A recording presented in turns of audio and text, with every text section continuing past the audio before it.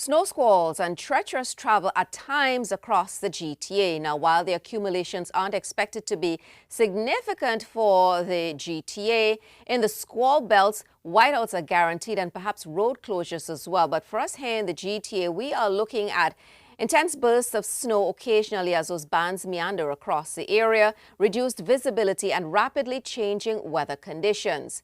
Now for the Toronto area, around the western end of Lake Ontario, maybe about 3 to 5 centimeters of snowfall. There are some areas, some parts of the GTA where we could see more, perhaps up to about 10 centimeters. But watch the accumulations if you're doing any traveling through the snow belts, especially off of Lake Huron, 30 to 40, maybe even 50 plus centimeters of snowfall.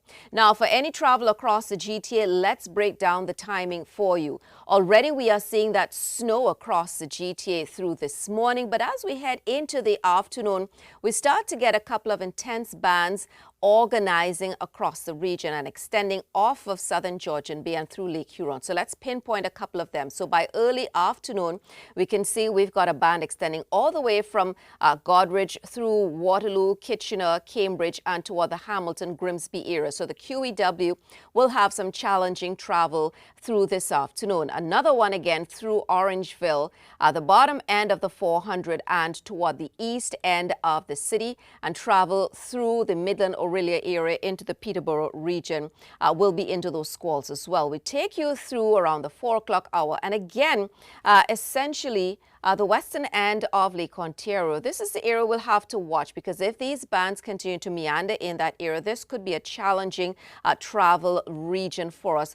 Oakville toward Hamilton and the QEW toward the Grimsby area. And you can see Newmarket getting into a couple of those bands there too as we head through the afternoon commute.